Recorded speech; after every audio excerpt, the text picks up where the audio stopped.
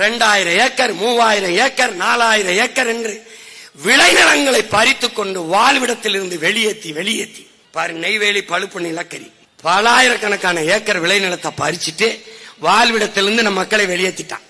வீட்டுக்கு ஒருத்தனுக்கு வேலை தரோம்னா ஒருத்தனுக்கு வேலை கொடுக்கல, அங்கேயும் போய் நாங்க தான் போறோம்.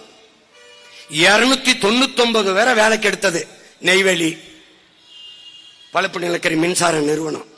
ஒருத்தம் கூட அதுல தமிழன் இல்ல. உன்னால நம்ப முடியாத நிலம் என்னது, வளம் என்னது, வேலை அவனுக்கு எப்படி கேட்க நாதி இல்லை. ஏன்?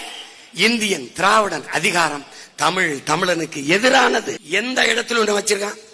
கடலூர்ல சிப்காட் இருக்கு, சைமா இருக்கு. அந்த தொழிற்சாலையில வளர்ந்தது என்ன சொல்லு? அங்க என்ன செஞ்சிருக்கணும்? 16 கிலோமீட்டர்ல நம்முடைய பாட்டன் அரசேந்திர சோழன் கட்டிய வீரநாராயண ஏரி இருக்கு. அதை தூர்வார துப்புள்ளாத இவர்கள் சைமா கொண்டு வரேன், சிப்காடு கொண்டு வரேன். ஏற்கனவே ஸ்பெஷல் எக்கனாமிக் சொன்னு சிறப்பு பொருளாதார மண்டலம் என்ற பேர்ல பல ஆயிரம் ஏக்கரை பறிச்சு முதலாளிகள் கொடுத்தான்.